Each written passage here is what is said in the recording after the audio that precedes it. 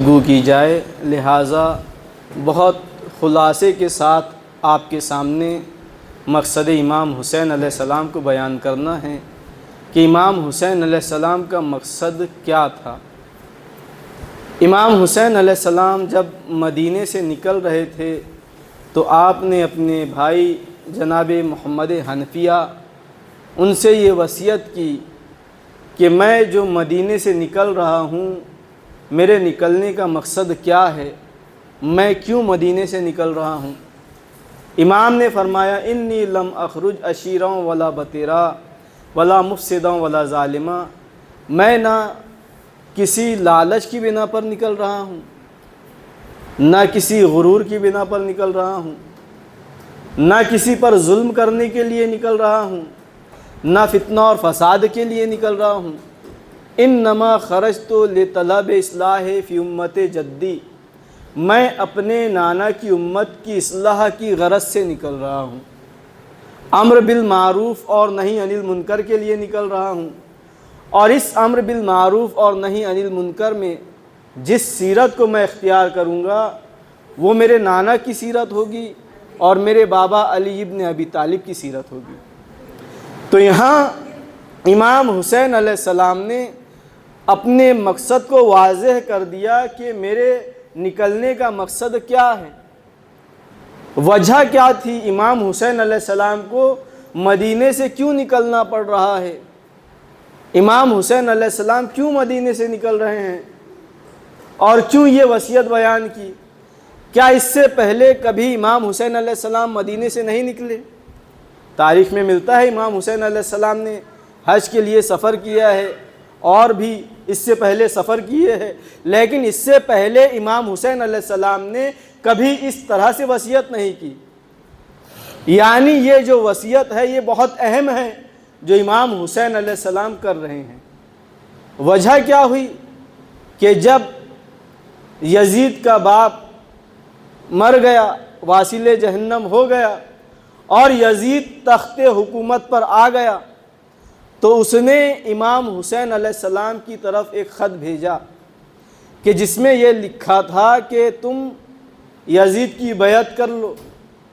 تو امام حسین علیہ السلام کو رات کی تاریکی میں ولید اپنے دربار میں بلاتا ہے۔ امام حسین علیہ السلام پوچھتے ہیں کیوں بلایا جا رہا ہے، بتاتا نہیں کوئی کہ امام حسین علیہ السلام جب دربار میں آتے ہیں، پورا واقعہ نہیں پڑھنا دربار کا، کہ دربار میں جب آئے امام حسین علیہ السلام تو ولید نے یزید کا پیغام سنایا کہ ولید کا باپ مر گیا ہے، ملعون مر چکا تھا۔ تو عزیزان گرامی، ولید کہتا ہے کہ آپ یزید کی بیعت کر لیں۔ تو امام حسین علیہ السلام نے کہا کہ یہ بیعت کا معاملہ ہے، یہ بیعت کا مسئلہ ہے، یہ بہت اہم ہے، یہ رات کی تاریکی میں طے نہیں ہو سکتا۔ جب سورج طلوع ہو جائے، دن نکل جائے، دوبارہ دربار لگانا، لوگوں کو بلانا، میں بھی آؤں گا، پھر وہاں طے ہوگا کہ کس کی بیعت کرنی چاہیے اور کسے بیعت لینی چاہیے۔ یہ رات کی تاریکی میں طے نہیں ہو سکتا۔ یہاں امام حسین علیہ السلام نے بیعت کا انکار کر دیا۔ تو اب کہا جاتا ہے کہ امام حسین علیہ السلام نے جو سفر کیا ہے کربلا کا، وہ انکار بیعت کے لیے، انکار بیعت کے لیے سفر کی کیا ضرورت تھی امام حسین علیہ السلام کو؟ یہیں دربار ولید میں امام حسین علیہ السلام نے کہہ دیا کہ میں یزید کی بیعت نہیں کروں گا، اور یہ جملہ نہیں کہا بلکہ کیا کہا، مثلی لا یبایع مثلا۔ بہت توجہ، کیا کہہ رہے امام حسین علیہ السلام؟ مثلی لا یبایع مثلا، مجھ جیسا یزید جیسے کی بیعت نہیں کر سکتا۔ یزید بیعت مانگ رہا ہے امام حسین علیہ السلام سے۔ اگر کوئی مجھ سے کسی چیز کا مطالبہ کرے اور مجھے انکار کرنا ہو تو میں اپنا نام لوں گا کہ میں تیرا فلاں کام نہیں کروں گا، لیکن یہاں امام حسین علیہ السلام کیا کہتے ہیں، ایک مثال بنا دی، ایک قاعدہ کلیہ بنا دیا۔ یہاں ایک قاعدہ کلیہ دنیا والوں کو دے رہے ہیں ایک تھیوری دے رہے ہیں امام حسین علیہ السلام، مثلی لا یبایع مثلا، مجھ جیسا یزید جیسے کی بیعت نہیں کر سکتا۔ تو عزیزان گرامی یہ جملہ تاریخ میں درج ہو گیا اور یہ قیامت تک کے لیے درج ہو گیا، یعنی جو امام حسین علیہ السلام جیسی صفت والا ہے وہ قیامت تک یزید جیسے صفت والوں کی بیعت نہیں کر سکتا۔ صلوات پڑھیں محمد و آل محمد۔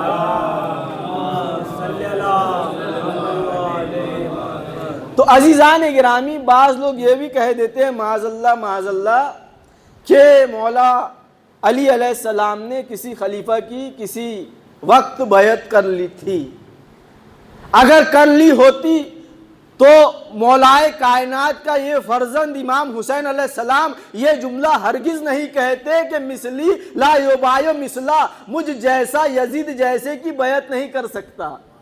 جب امام حسین علیہ السلام نے بیعت نہیں کی، اس کا مطلب یہ ہے کہ نہ تو ان کے بھائی نے کبھی کسی کی بیعت کی ہے، نہ ان کے باپ نے کبھی کسی کی بیعت کی ہے، نہ ان کے نانا نے کبھی کسی کی بیعت کی ہے۔ صلوات پڑھیں محمد و آل محمد۔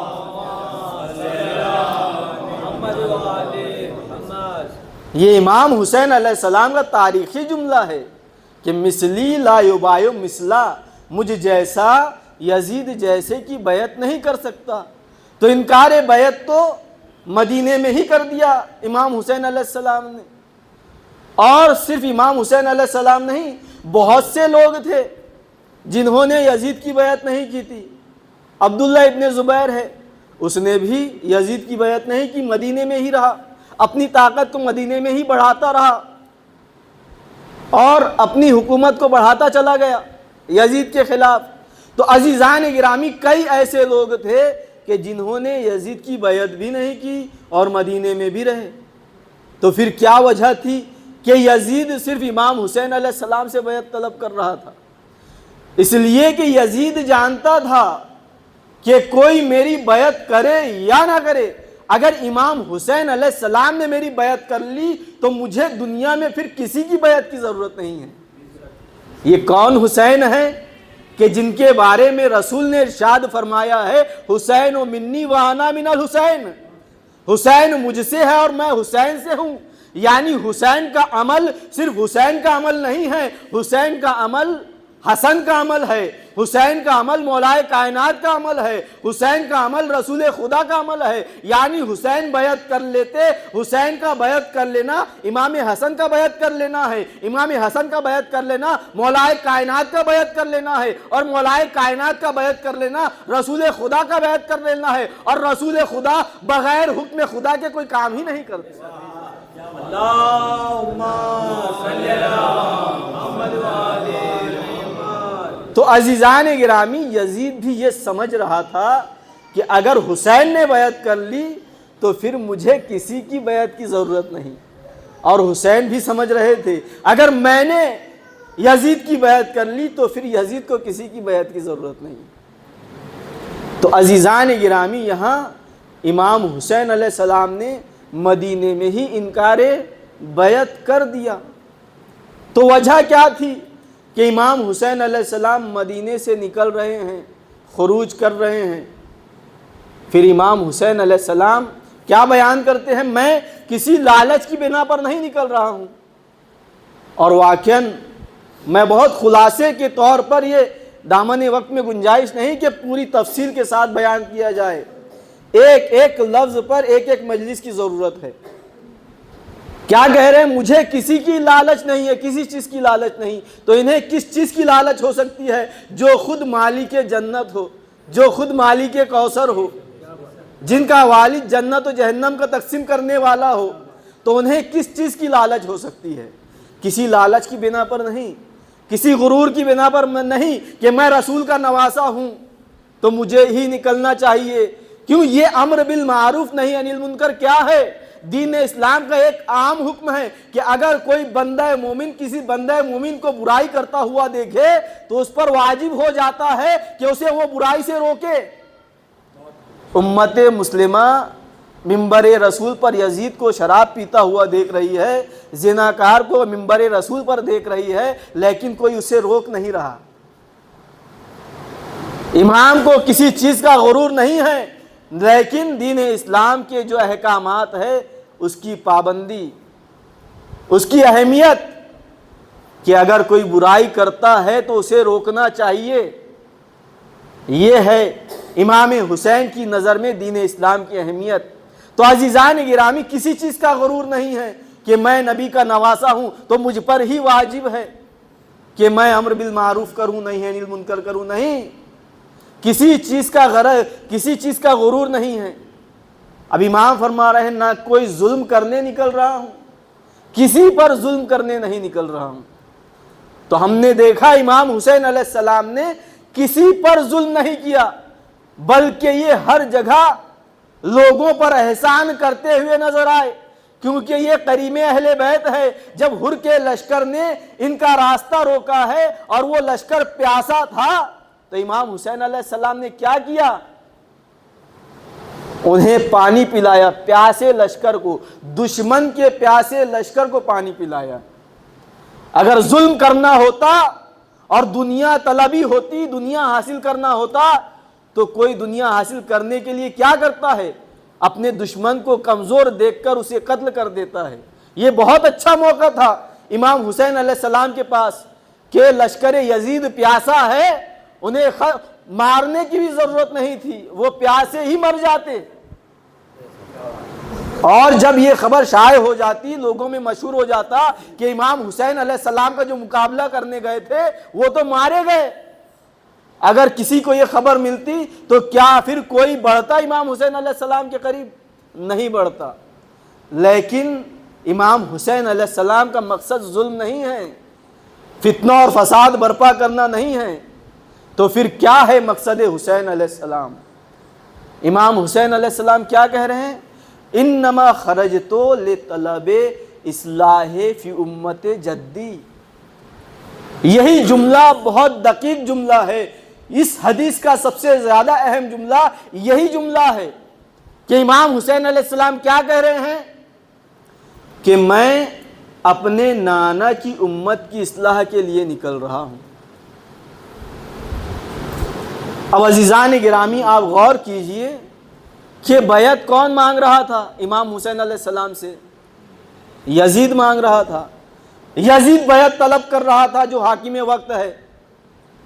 تو امام حسین علیہ السلام کو کیا کہنا چاہیے تھا کہ میں یزید کی اصلاح کے لیے نکل رہا ہوں۔ آپ غور کیجئے، اس جملے پر غور کیجئے، امام حسین علیہ السلام کیا کہہ رہے ہیں؟ میں امت کی اصلاح کے لیے نکل رہا ہوں۔ کیا امت نے بیعت مانگی تھی؟ نہیں، یزید بیعت مانگ رہا ہے اور امام حسین علیہ السلام کہہ رہے ہیں کہ میں امت کی اصلاح کے لیے نکل رہا ہوں۔ تو وجہ کیا ہے؟ امام حسین علیہ السلام کو یہ کہنا چاہیے تھا کہ میں یزید کی اصلاح کے لیے نکل رہا ہوں، لیکن امام حسین یہ ایک عجیب جملہ کہہ رہے ہیں کہ میں امت کی اصلاح کے لیے نکل رہا ہوں۔ تو عزیزان گرامی، امام حسین علیہ السلام کا جملہ ہے، یہ کسی شاعر کا جملہ نہیں ہے، کسی نادان کا جملہ نہیں ہے۔ یہ جو ہمارے امام ہیں یہ معصوم ہیں، ان کا ہر عمل حکیمانہ ہوتا ہے، یعنی جیسی صفت کے مالک پیغمبر اکرم ہوتے ہیں، جیسی صفت کا مالک رسول ہوتا ہے، وہی صفت کے مالک ہمارے امام ہوتے ہیں۔ رسول اگر کوئی کام بغیر حکمت کے نہیں کرتا ہے تو امام بھی کوئی کام بغیر حکمت کے نہیں کرتے ہیں۔ یہ جو جملہ کہہ رہے ہیں یہ حکیمانہ جملہ ہے کہ میں امت کی اصلاح کے لیے نکل رہا ہوں۔ یہ جملہ بتا رہا ہے کہ امت جو ہے بہک چکی تھی، امت گمراہ ہو چکی تھی، لہٰذا اب امت کی اصلاح کی ضرورت ہے۔ اچھا، یہ گمراہی اور اصلاح ہوتی کیا ہے؟ بس یہ اصلاح کو سمجھانے کے بعد ربط مسائل۔ اصلاح کہتے کسے ہیں اور گمراہی کسے کہتے ہیں؟ اصلاح یعنی معاشرے میں کچھ برائی پھیل گئی ہے، اس برائی کو ختم کرنا ہے۔ معاشرے میں اختلاف پھیل گیا ہے، اس اختلاف کو ختم کرنا ہے۔ معاشرے میں اتحاد ختم ہو گیا ہے، معاشرے کو متحد کرنا ہے۔ یعنی اتحاد کا مطلب کیا ہے؟ اصلاح ہے۔ اگر کوئی اس اتحاد کو ختم کرنا چاہے تو وہ گمراہی ہے، لوگوں میں کوئی تفریقہ پھیلا دے تو وہ گمراہی ہے، لوگوں کو مسلمانوں کو کوئی الگ الگ کر دے تو یہ گمراہی ہے۔ تو عزیزان گرامی، ہمیں دیکھنا ہوگا کہ سب سے پہلے یہ اصلاح ہوئی کہاں، یہ اصلاح کہاں سے ہوئی ہے اور لوگ گمراہ کہاں سے ہوئے ہیں، تو ہمیں نتیجہ حاصل ہو جائے گا۔ تاریخ میں دین اسلام کی سب سے پہلی اصلاح کہاں ہوئی، کہاں لوگ سب سے پہلے متحد ہوئے، کہاں لوگ سب سے پہلے ایک مرکز پر آ کر ملے ہیں، وہ کون سا مرکز ہے جہاں امت مسلمہ ایک جگہ آ کر جمع ہوئی ہے، وہ کون سی جگہ ہے جہاں امت مسلمہ ایک جگہ آ کر جمع ہو سکتی ہے، وہ کون سی چیز ہے جس پر امت مسلمہ آ کر جمع ہو سکتی ہے۔ تو ہمیں دیکھنا ہوگا تاریخ میں کہ وہ کون سی جگہ ہے جہاں امت مسلمہ ایک جگہ آ کر جمع ہوئی ہے، اور وہ کون سی چیز ہے جس پر امت مسلمہ ایک جگہ آ کر جمع ہو گئی۔ آپ تاریخ کا مطالعہ کیجئے، نماز کا حکم آیا، ابھی لوگ ایک جگہ نہیں ہیں، الگ الگ ہیں۔ روزے کا حکم آیا، لوگ الگ الگ ہیں، منتشر ہیں۔ حج کا حکم آیا، لوگ الگ الگ ہیں، منتشر ہیں۔ پیغمبر پر وحی نازل ہوتی تھی، پیغمبر لوگوں کے پاس پیغام پہنچایا کرتے تھے، الگ الگ طریقے سے پیغام پہنچایا جاتا تھا، الگ الگ راستوں سے پیغام پہنچایا جاتا تھا۔ حج کا حکم آیا، الگ طریقے سے پیغام پہنچایا گیا، لیکن ہم نے دیکھا تاریخ میں ایک ایسا پیغام رسول پر نازل ہوا جسے پہنچانے کے لیے رسول نے امت مسلمہ کو ایک جگہ جمع کر لیا، وہاں امت مسلمہ جمع ہو گئی۔ وہ کون سا پیغام تھا؟ وہ پیغام تھا غدیر کا پیغام، ولایت مولائے کائنات کا پیغام۔ آیت نازل ہوتی ہے، اے رسول اس پیغام کو پہنچا دیجئے جو آپ پر نازل ہو چکا ہے۔ اگر اس پیغام کو نہیں پہنچایا تو گویا رسالت کا کوئی کام ہی انجام نہیں دیا۔ رسالت کے سارے کام پیغمبر انجام دے چکے، نماز کا پیغام پہنچا چکے، امت نماز پڑھ رہی ہے، روزے رکھ رہی ہے، حج کر رہی ہے، تمام پیغام پہنچائے جا چکے، لیکن یہ پیغام منتشر حالات میں پہنچائے گئے۔ اللہ کے رسول نے جب یہ لوگ بکھرے ہوئے تھے، حج سے واپسی کے موقع پر پیغمبر اکرم نے غدیر خم کے مقام پر ان تمام حاجیوں کو ایک جگہ جمع کیا۔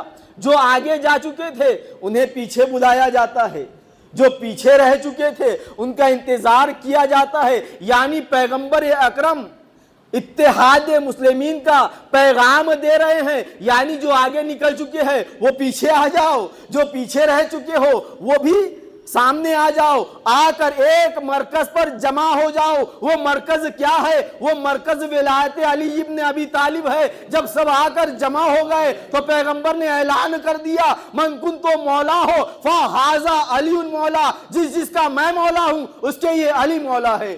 صلوات پڑھے محمد و آل محمد۔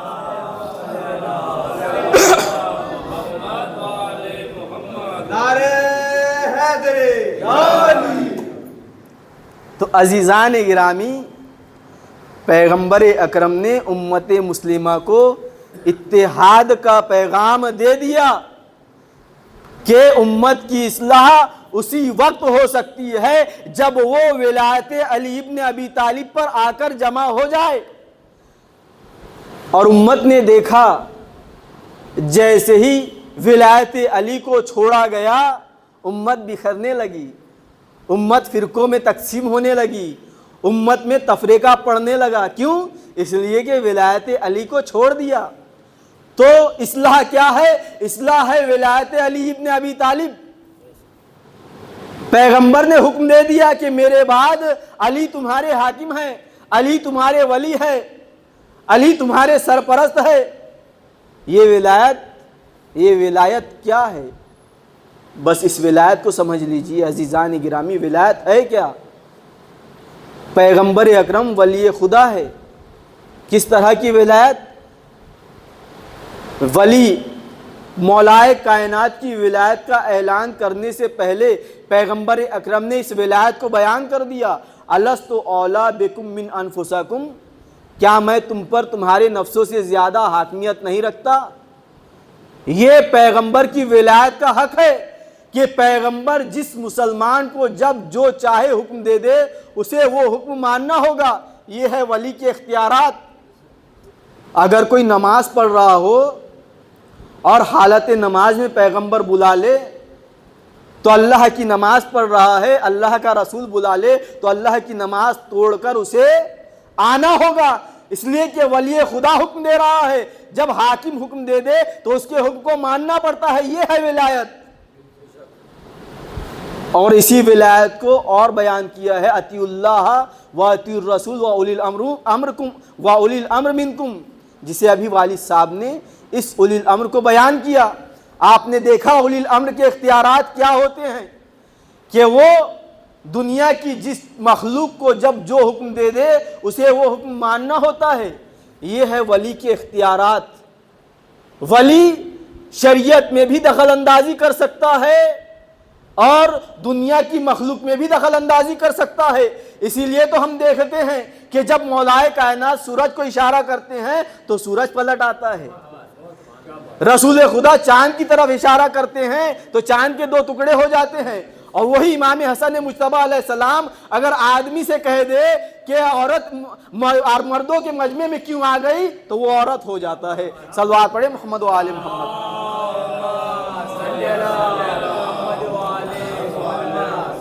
تو عزیزان گرامی، یہ ولی کے اختیارات ہوتے ہیں۔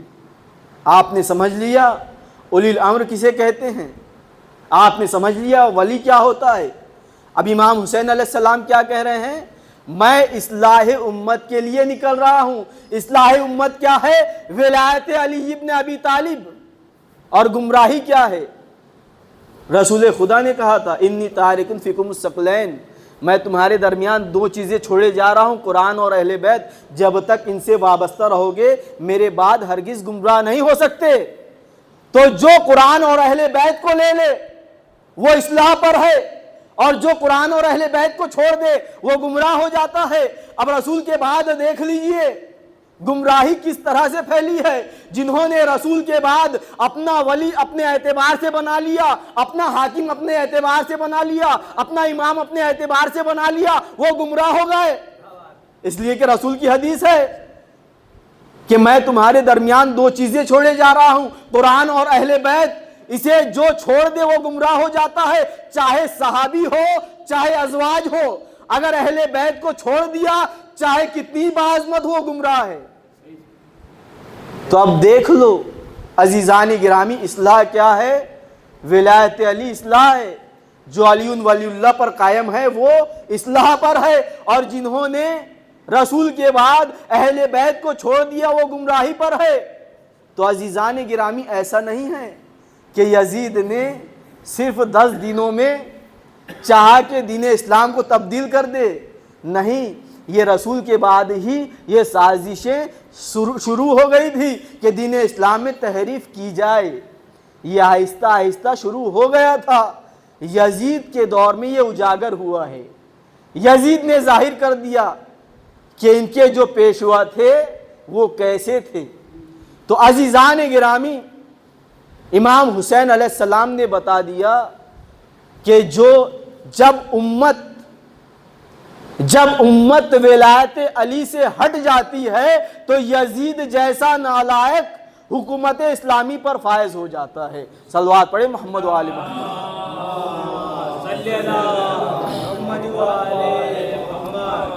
بس عزیزان گرامی، امت کی اصلاح کیا ہے؟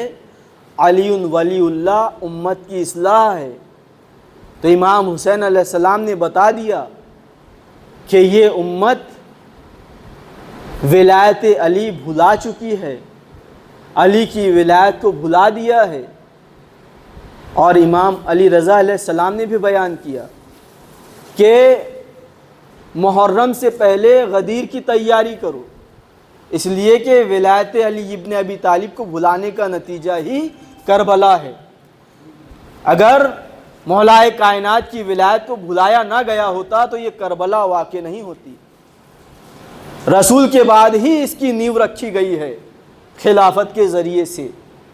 یزیدیت کی نیو یہی خلافت کے ذریعے سے رکھی گئی ہے، ورنہ یزید کی مجال نہیں ہوتی کہ وہ دین اسلام کے اس عظیم منصب پر فائز ہونے کی کوشش کرتا۔ امام حسین علیہ السلام کے بارے میں جو کہا جاتا ہے کہ امام حسین علیہ السلام نے نماز بچائی، امام حسین علیہ السلام نے روزہ بچایا، حج بچایا، تو یہ ایسے ہی ہے۔ مثلا میں آؤں یہاں مجلس پڑھنے، میرا مقصد مجلس پڑھنے کا ہے، میں یہاں آیا مجلس پڑھنے کے لیے، اور میں الیکٹریشین بھی ہوں، کچھ الیکٹریشین کا کام بھی جانتا ہوں۔ اب میں آیا، وقت تھا مجلس شروع ہونے میں، تو ہمارے ماموں نے کہہ دیا مجھ سے کہ مولانا صاحب آپ تھوڑا سا الیکٹرک کا کام جانتے ہیں، یہ ایک سوئچ خراب ہو گیا ہے، اسے بدل دیجئے۔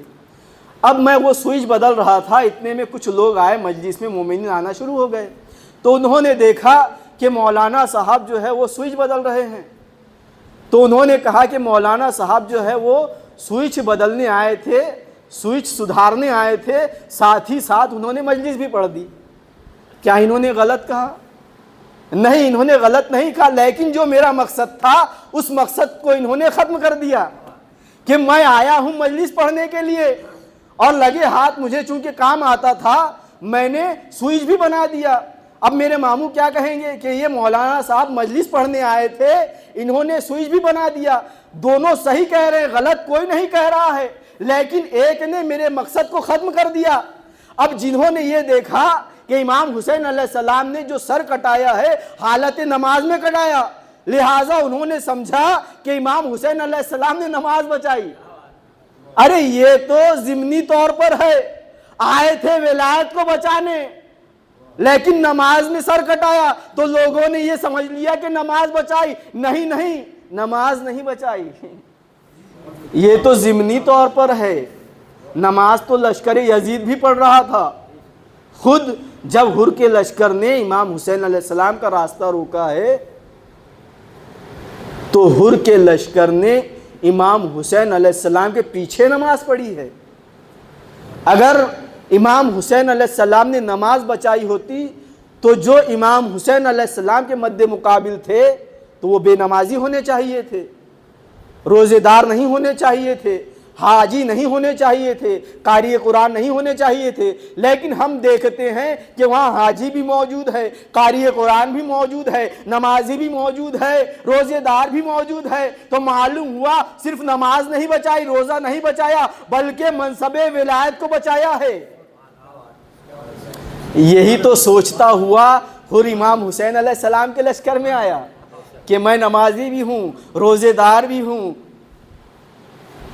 قرآن کی تلاوت بھی کرتا ہوں، احکامات اسلامی پر عمل بھی کرتا ہوں، میرے پاس کس چیز کی کمی ہے؟ میں جنت اور جہنم کے درمیان میں کھڑا ہوا ہوں۔ اگر لشکر حسین میں چلا جاؤں گا تو جنت میں چلا جاؤں گا، لشکر یزید میں رہ جاؤں گا تو جہنم میں چلا جاؤں گا۔ وہ کون سی چیز تھی جو جنت اور جہنم کا فیصلہ کر رہی تھی؟ کیا وہ نماز ہے؟ کیا وہ روزہ ہے؟ کیا وہ حج اور زکوٰۃ ہے؟ ساری چیزیں اس کے پاس موجود ہے۔ اس کے بعد کہہ رہا ہے اگر لشکر یزید میں رہ گیا تو جہنم میں چلا جاؤں گا، اور امام حسین علیہ السلام کے لشکر میں چلا گیا تو جنت میں چلا جاؤں گا۔ وہ کون سی چیز ہے جو اسے جنت میں لے جا رہی ہے؟ یہ ہر بتا رہا ہے یہاں ولایت علی ابن ابی طالب ہے جو جنت میں لے جا رہی ہے، اور یہاں ولایت علی ابن ابی طالب نہیں ہے۔ صلوات پڑھیں محمد و آل محمد۔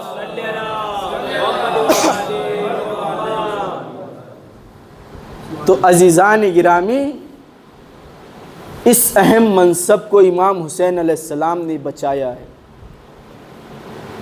یہ ایک اہم نقطہ ہے جو آج آپ کسی بھی مسلمان سے آپ جا کر پوچھئے، اگر آپ دیکھتے ہیں کہ مسلمانوں میں آج امام حسین علیہ السلام کی قربانی کے بعد بھی برے لوگ بھی ہوتے ہیں، اچھے لوگ بھی ہوتے ہیں، اچھائیاں بھی ہیں، برائیاں بھی ہیں۔